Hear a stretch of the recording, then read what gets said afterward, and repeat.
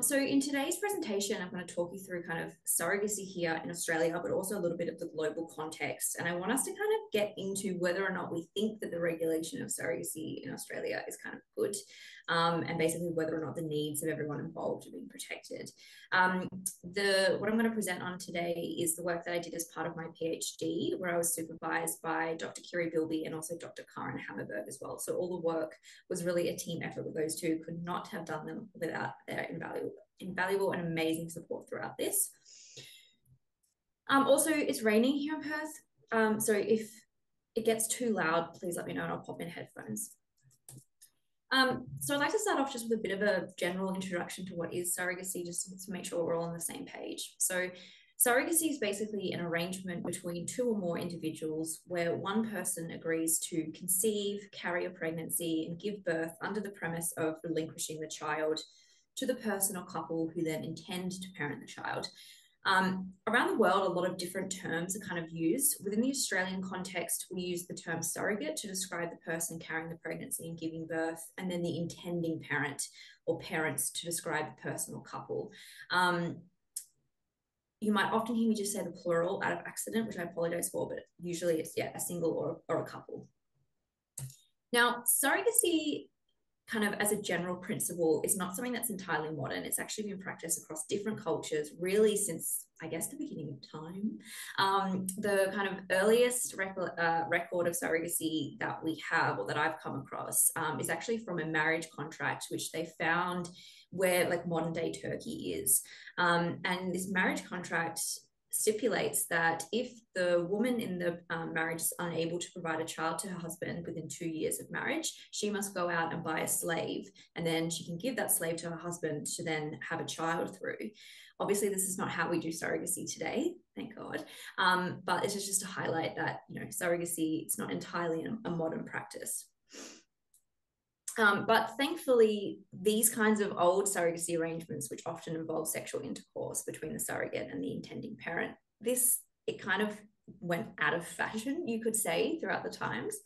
And then I guess what we could call modern surrogacy really began in the 1970s. And two kind of key things happened around this time is we started getting more and more use of donor sperm and increasing kind of social acceptance of this donor sperm use. And we also got the development of IVF technology. So this article here is just to show the first birth through IVF, which was in 1979. And what these kind of two things did is that better? Can you hear me now? Oh, no, it doesn't worry. It just doesn't work. These two things did is that they basically just meant that surrogacy could kind of become in use again, but it removed the need to actually have sex. And that would kind of put it a lot more into, I guess, social acceptance than it had before. So it meant that a surrogate could not only conceive without having sexual intercourse, but it also meant that she could conceive without even being genetically related to the child that she carries through the use of, an embryo transfer with either an egg from one of the intending parents or also a donor. Now, surrogacy in Australia is actually legally permitted across all of our jurisdictions. So surrogacy is a matter of the states and territories. And as of 2022, it is now legally permitted in all Australian states and territories. It has been an extremely long and winding road to kind of get here. So the first kind of piece of legislation that was ever introduced in Australia relating to surrogacy arrangements was in 1984 in Victoria. And it took almost 4 decades in order for surrogacy to then become legalised in the final jurisdiction, which was the Northern Territory. But just because surrogacy is legal all across Australia, it doesn't mean that the practice is without controversy. So surrogacy is actually criminally outlawed in some parts of the world, for example, Italy, Germany, and France. There are also kind of global campaigns aimed at trying to stop surrogacy arrangements on a global nature on the basis that the practice is a human rights violation to both women and children. Just in the beginning of this year, so in January 2024, the leader of the Catholic Church also called for a global ban on surrogacy, calling it a despicable practice which violated the dignity of women and children. Now, in today's talk, I hope that I'm able to convince you of 3 things if you don't already know of them. And the first of which is that surrogacy is actually not inherently a problematic practice. The second is that Australia's regulation of surrogacy fails to meet the needs of intended parents, and this actually inadvertently results in a lot of harm being caused to children that are then born through the arrangements. And also that we need law reform in order to better support people involved with surrogacy. So that includes the intended parents, but also the surrogates themselves, and crucially, the children that are born through surrogacy. So in order to kind of make these points and to convince you of them, hopefully, I'm going to draw upon the research that I did as part of my PhD project. Now, my PhD was kind of a mixed method project, which included 3 separate research components. And I'm going to go through each of these 3 in order later on in this talk. But all the data was collected between 2020 and 2023. So it's relatively recent. And a really crucial component of this research was that we were able to collaborate with community groups, so kind of surrogacy charities aimed at increasing awareness around surrogacy, and also key community members as well. And this was really important because we were then able to design and pilot the data collection tools with community member inputs. And we were also able to recruit via these kind of closed off social media communities, so that we're able to recruit quite an otherwise hard to reach group. So very valuable to all their support. Very grateful for their support, I should say. So let's talk through study 1 now, which looks at the experiences of surrogates and intended parents. And this was a systematic review, which for those that might not be too familiar with kind of this academic jargon here, this basically means that you look at kind of all the other literature which is already out there in a systematic process, and you kind of summarize it together. So it kind of gives a bit more of a systematic process to like a traditional kind of lit review. And we looked at this from a very global perspective. So we didn't just look at it from an Australian perspective, we looked all across the world. Before I get into the results, I want to give a bit of a context about surrogacy on the global context, on the global situation. So there are, as I mentioned, surrogacy is a controversial practice, and there's no kind of universally agreed upon approach about whether or not surrogacy should be permitted or how we should even regulate it at all. And what we see is that there's a very kind of range of regulatory responses, and they kind of differ based on how restrictive the regulations are. So in some countries where surrogacy is completely criminalized, I guess I've labeled these here as more restrictive, nothing to do with surrogacy is permitted. We then kind of get into jurisdictions like Australia and also like New Zealand and the United Kingdom, in which surrogacy might be permitted, but there are certain restrictions put in place as to how an arrangement can occur, the eligibility criteria, and the conditions under which it can occur. We then also see a lot of other countries which have quite a lot less restrictions on their practices. For example, the United States, or at least certain jurisdictions in the United States, and then also Georgia as well. What we see tends to happen is that the less restrictions that a jurisdiction puts on their surrogacy practices, the more commercialization of the practice tends to happen. Commercialization can occur really in very different aspects of the surrogacy process, and it doesn't look all the same in every single context, but just some examples of kind of what can occur. So for example, you know, a surrogate can receive financial payment. You might have third-party brokers or intermediary companies who are kind of, you know, they're a for-profit commercial-driven company, and their aim is to kind of, you know, facilitate the practice. So some countries might do both of those, some might just do one. But what we do see is that we have these increasing elements of commercialization that tend to enter the surrogacy process when we have less and less restrictions on the practice. What we also see is that we have movement of intended parents from these more restrictive jurisdictions to these less restrictive jurisdictions. So if intended parents are not able to access surrogacy in their home country, they will travel to countries where surrogacy is more accessible and it's easier for them to access it. So we see this from parents where surrogacy is completely outlawed. They might go to jurisdictions, you know, like the United Kingdom, where surrogacy is legal, but there might be more restrictions, or they might be going more towards these kind of jurisdictions where they have these more commercial elements. We call this practice international surrogacy, and it's part of the broader phenomenon of cross-border reproductive care, which involves people traveling to access fertility treatments more generally. And the kind of core of this market or industry is really these third-party intermediary companies or an agency, and they're responsible for facilitating the entire process. So they will basically offer packages that intended parents can then purchase, and then the agencies will link up the intended parents to the egg donors, the doctors, the lawyers, the surrogate, everything that is then required in those destination countries. What we also see is that some destination countries open up and they actually exclusively offer these international surrogacy arrangements. So depending on the country, for example, the United States, they have quite an even share. Around 50% of their clientele are domestic, 50% are international. But then we also see some countries, kind of like Mexico and Ukraine, where they're offering their surrogacy services are offered predominantly to international intended parents. So we wanted to look at the experiences of surrogates and intended parents around the world. And we looked at any of the literature which has been published within the last 10 years. And the reason we focused just on the last decade was, one, there's a lot of research out there, but two, because of the changing kind of societal views on surrogacy and how that might then influence surrogacy, and also changing legislative landscapes as well. So we got 46 separately conducted studies, and they were actually published across 64 separate manuscripts. So this was quite a big systematic review.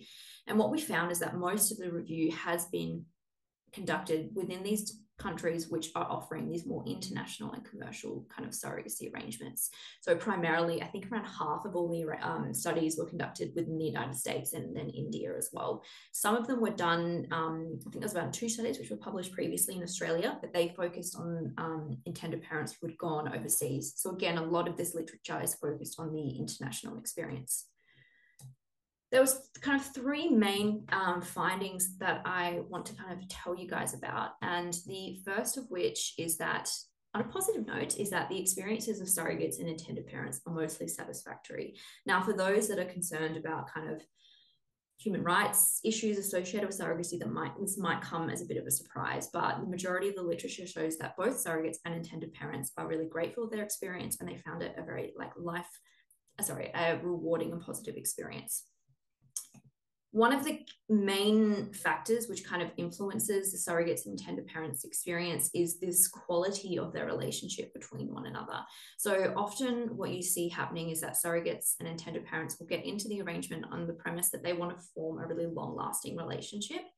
And if that relationship is then met and the ongoing afterwards, the surrogate and the intended parents are able to maintain some sort of relationship and they all keep in touch, generally that indicates a really positive arrangement. What then happens for the surrogate is the issue of relinquishment is not necessarily met with much challenge, but what can cause a bit of distress to the surrogate is if this intention of relationship is not met. So post-birth, maybe there's a bit of a breakdown of the relationship, or the surrogate, her kind of desires about being in the child's life are maybe not as met as they want to be, and that can kind of cause quite a bit of distress. But if the surrogates and the intended parents have a good relationship, that tends to be one of those key factors.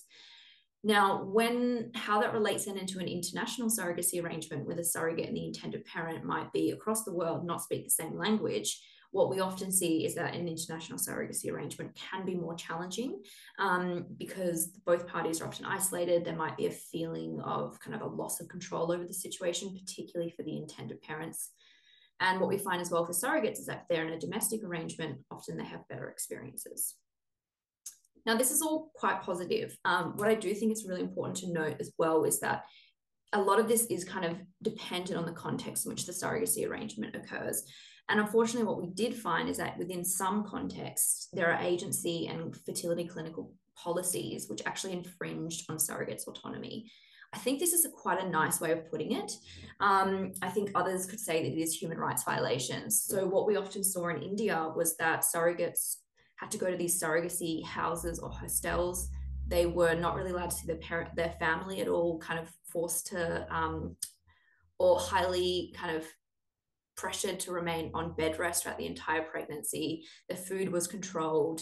Often they couldn't read or speak English, but then the surrogacy contract was actually in English itself. They had no choice about cesarean sections. There were forced cesarean sections. There was also forced fetal reductions, which means that, if a surrogate was pregnant with twins, but the intended parents only wanted one, the surrogate would have to undergo a forced fetal reduction procedure. And often they had no say in this process. Another thing as well that they kind of often didn't have a say in is whether or not they were able to contact the intended parents. So often This was particularly true for India and also Russia. The surrogates were prohibited from making any contact with the intended parents.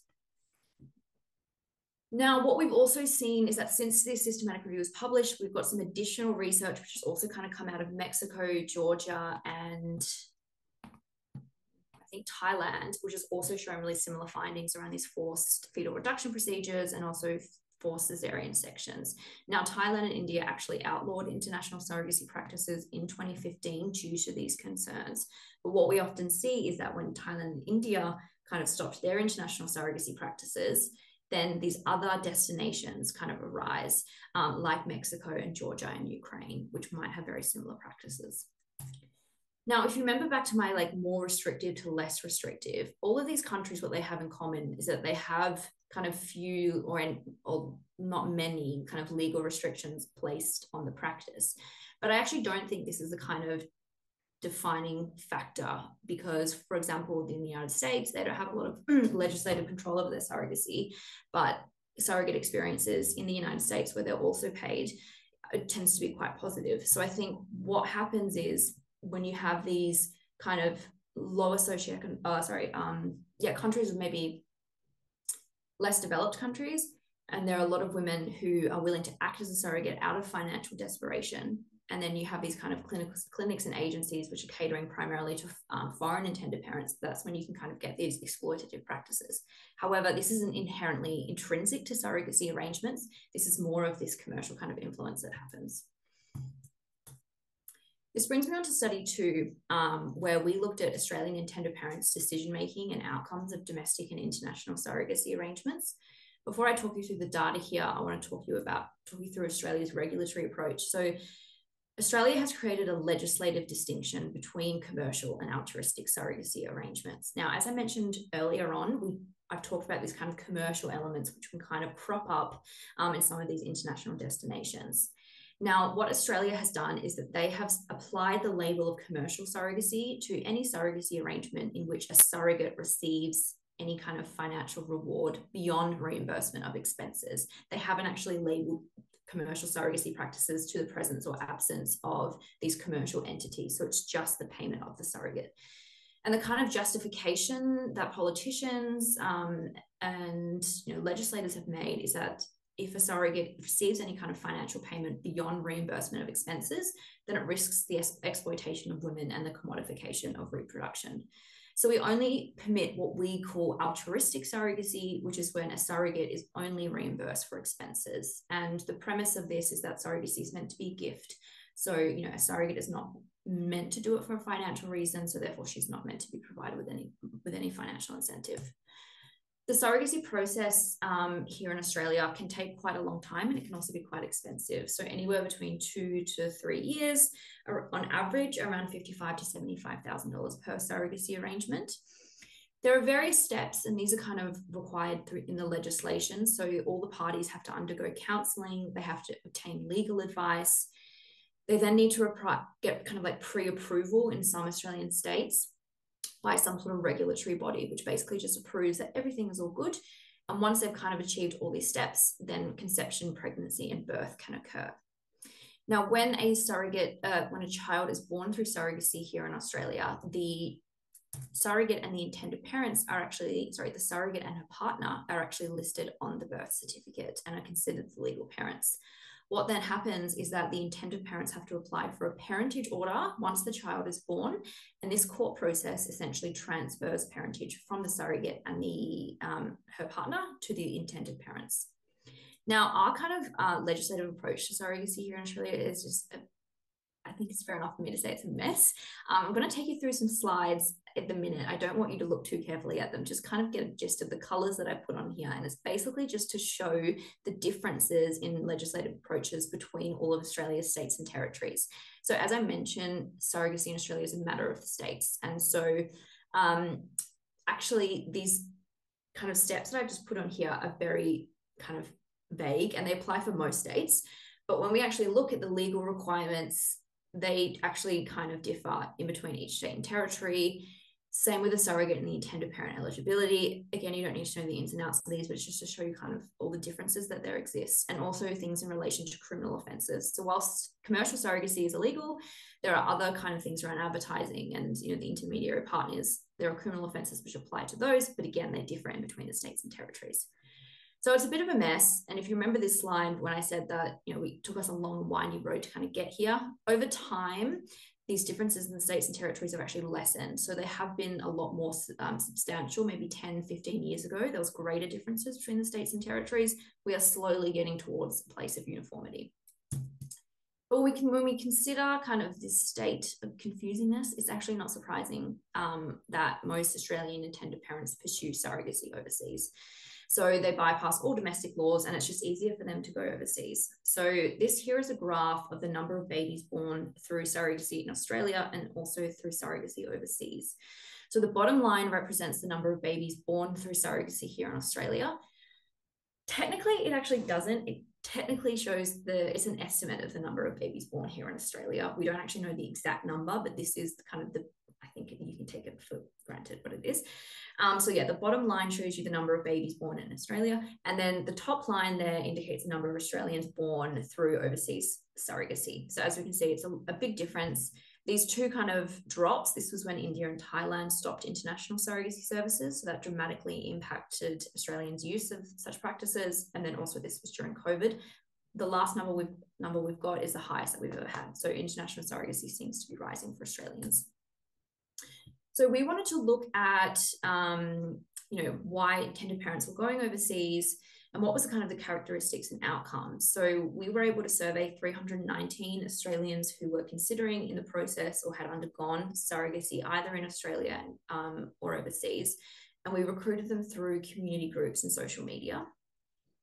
Now, around 2/3 of them were considering or they had undergone international surrogacy as opposed to domestic surrogacy, which kind of aligns with that, with what we see in the number of births. So we asked them, why do you go overseas? And also I'd just like to point out as well that with this paper, we worked with Sam Everingham, who is a father through surrogacy. He's also founder of some community groups as well. So he helped us put together these multiple choice questions, which was really helpful so that we were actually able to get insight into what the barriers were for intended parents when we kind of put these questions together.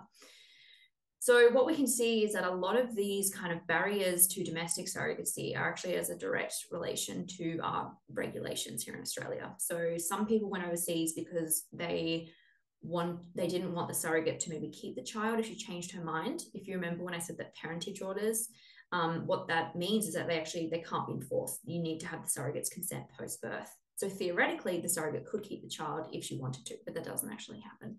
But that was documented as a barrier. Some intended parents also wanted to be able to compensate their surrogate for carrying their child, or they just simply weren't eligible here in Australia. The more kind of top 3 reasons for choosing international surrogacy are a little bit more vague, but I do think we can kind of tie them back to Australia's regulatory approach towards surrogacy. So it just being like a really long and complicated and difficult process. We then looked at the kind of characteristics and outcomes of surrogacy arrangements done here in Australia, and we also compared them with the ones that the intended parents had done overseas. And what we unfortunately found was that the international surrogacy arrangements were involving medical kind of procedures, which actually increased physical harm to the surrogate and also the child that is born. So when you try and get pregnant through IVF, you get an embryo basically transferred into your uterus. Now, the amount of embryos that you transfer, the limit does not exist. Well, maybe it does. But usually in Australia, in surrogacy arrangements, we actually prohibit it to just one. The reason being, if you transfer more than one embryo, there's an increase of a twin pregnancy if both embryos take, and then that can then cause preterm birth and all the associated health risks which are associated. So we limit it to just one embryo transfer for surrogacy pregnancies here in Australia, but that is not the case overseas. So what we found is that of the intended parents who had a child through surrogacy here in Australia, none of them did multiple embryo transfer. Makes sense. But we found that 41% of those that did overseas surrogacy did. Now we can see the consequences of this quite easily when we look at the outcomes of these surrogacy arrangements. So of the 28 intended parents who had a surrogacy birth here in Australia, none of them had twin births, but then 11% of those that did overseas surrogacy did. We also see this follow through when we look at the rates of neonatal intensive care. So that means when a baby is born mostly premature, they then have to kind of go into the NICU. Only 11% of that happened in Australia, but at double that happened overseas.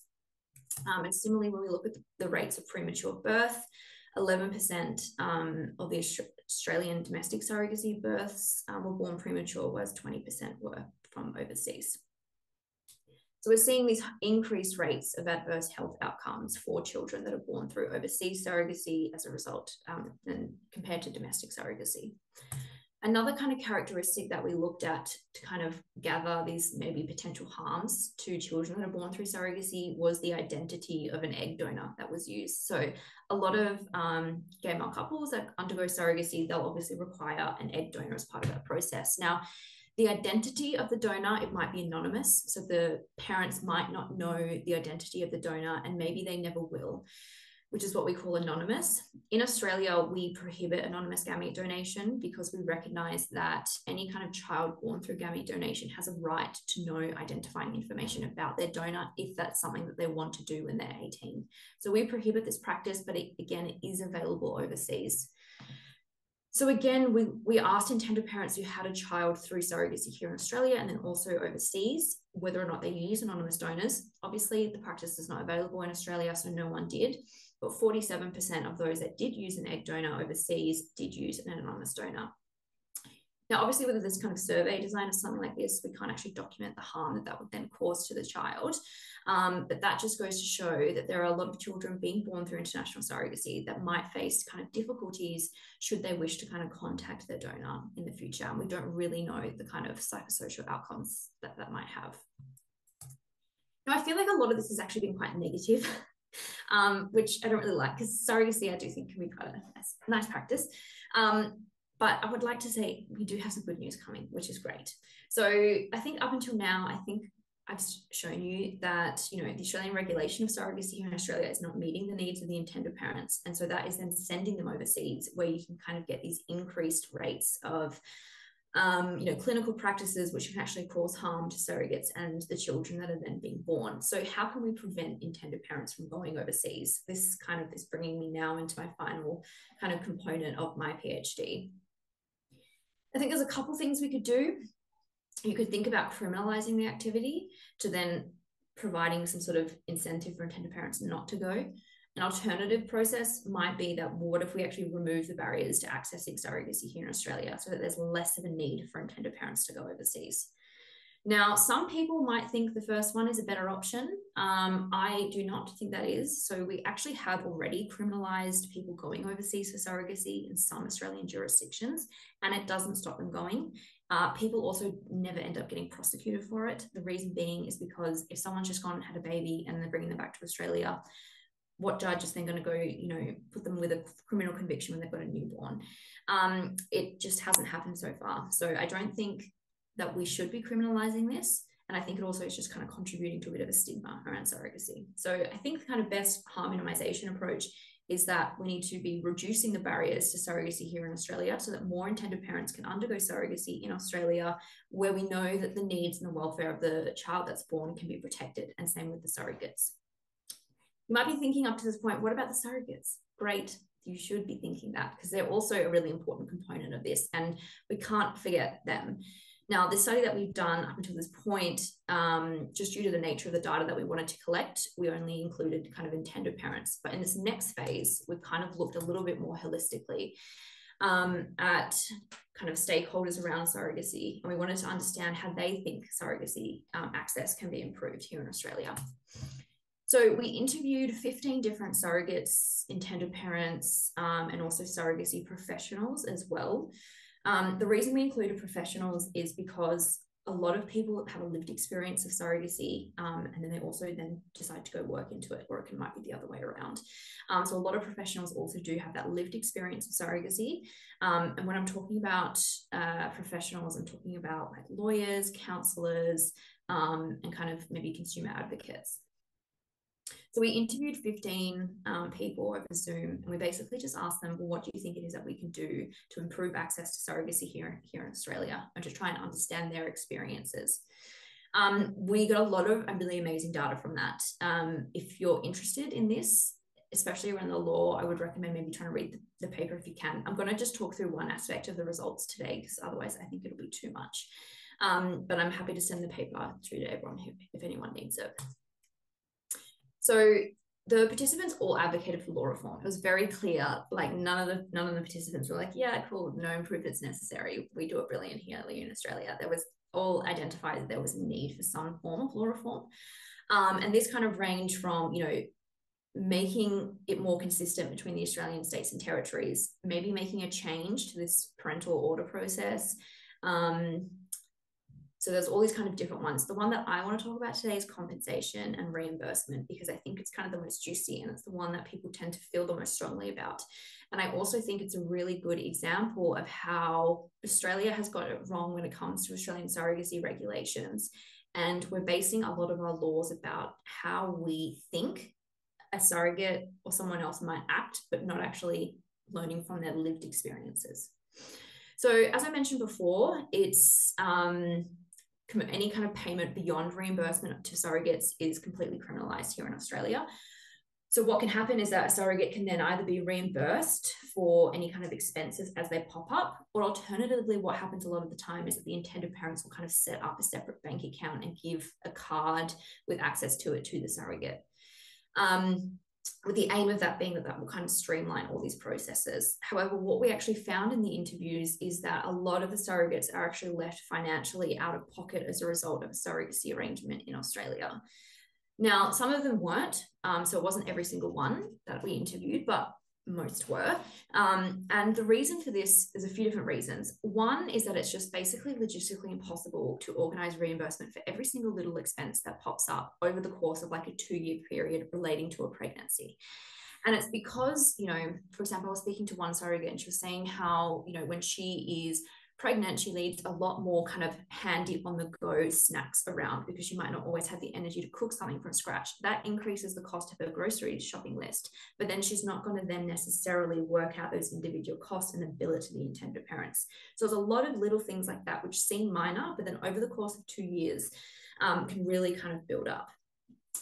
Another thing as well is that the very nature of surrogates is that they are doing this out of the kindness of the heart. They don't want anything in return. And so they actually feel really bad for the intended parents of how expensive this process is. So this quote up here was talking about how she didn't want to put her sick days onto the intended parents because it was already too expensive for them as it is. And what we also see as well happening is that some intended parents can inadvertently put pressure on the surrogate. It might not be on purpose, but if they know that they have a budget that they need to kind of stick within, then it might kind of mean that the surrogate doesn't feel like she can put all the expenses on them as much as she can. So what we see is that surrogates are often left sometimes thousands of dollars out of pocket as a result of these surrogacy arrangements. Now, participants had quite mixed views towards introducing kind of this commercial model of surrogacy in Australia.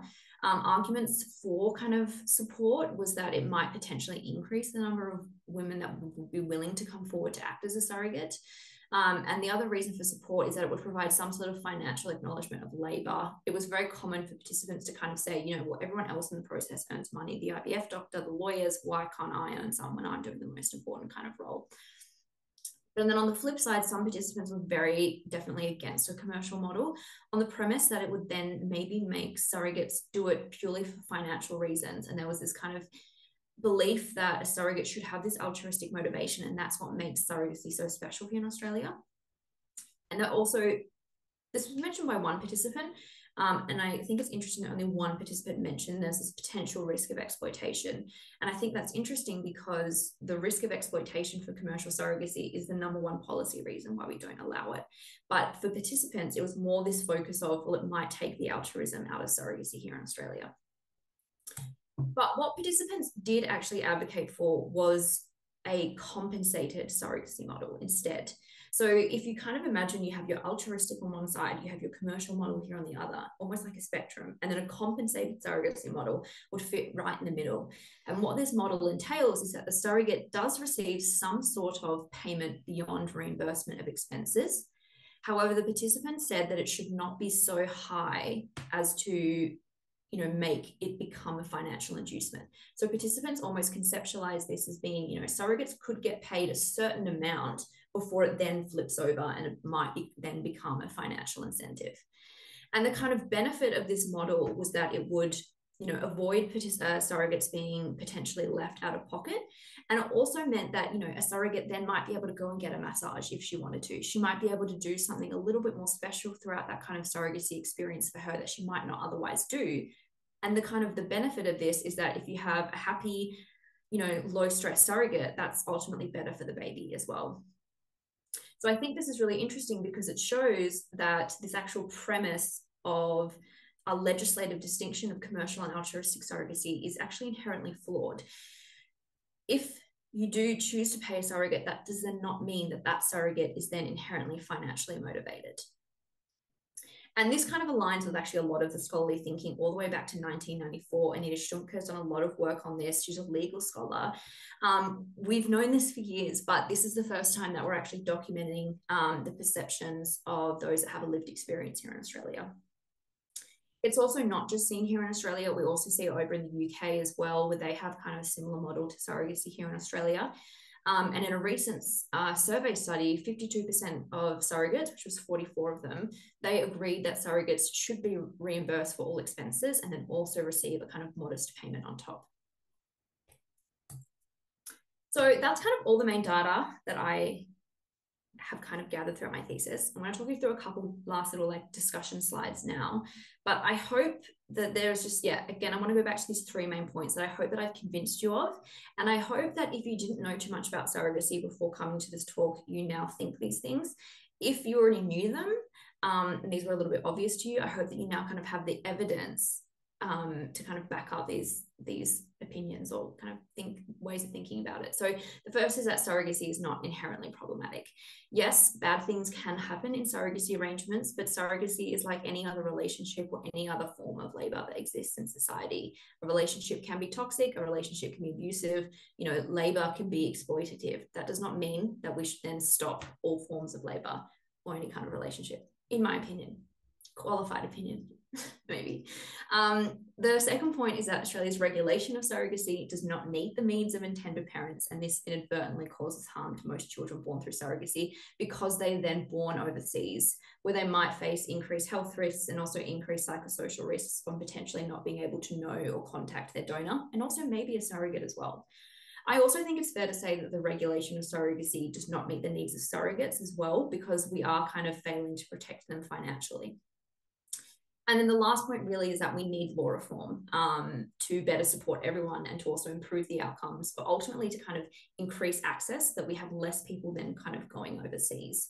I focused on compensation, but as I said, we need law reform and an entire overhaul. We need uniformity across the states and territories. We need a lot of it. But what I hope that my talking about compensation shows you is that, well, we actually can't go into this thinking based on like assumptions about what it is that surrogates and intended parents and children born through surrogacy, like we can't assume how it is that they're going to act. We can't assume what it is that they're going to think, and we actually need to put them at the forefront of any kind of policy and legislative changes moving forward. And that's something that we have not done to date, and that's why we kind of have these like, you know, inept laws. Unfortunately, in saying that though, there is very limited political interest for surrogacy law reform here in Australia. I've used this image twice now already, and I'm going to use it again because whilst it has taken us a very long and winding road to get to this point, it's going to take us, hopefully, I hope it won't, but I think it will take us another long and winding road to get to a place where the laws are actually supporting everyone that needs to be involved with surrogacy. And yeah, just up to date, no politician, I think it's too controversial. It's easier for them to kind of ignore the problem. And also when we think of the numbers of surrogacy arrangements occurring, you know, if we take the international and the domestic surrogacy births together, that's only around 300-400 per year. On the grand scheme of things, that's not a lot. So I think it could be easy for kind of, you know, any kind of politician to just ignore the problem, but I don't think that is sufficient justification. That's still 400 births every year. That's still 400 babies every year. If we think about the number of babies which have been born through international surrogacy over the last 20 years, that's already in the thousands. So, and as these children grow up and they get older and they start to want to learn more about their background, we might be having to face some really kind of challenging decisions and looking back at the way that it is that we've regulated surrogacy in this country up to date. We might take forever to kind of fix things, but the global market will continue and these surrogacy scandals will continue to occur, unfortunately. So there's been so many surrogacy, we call them scandals.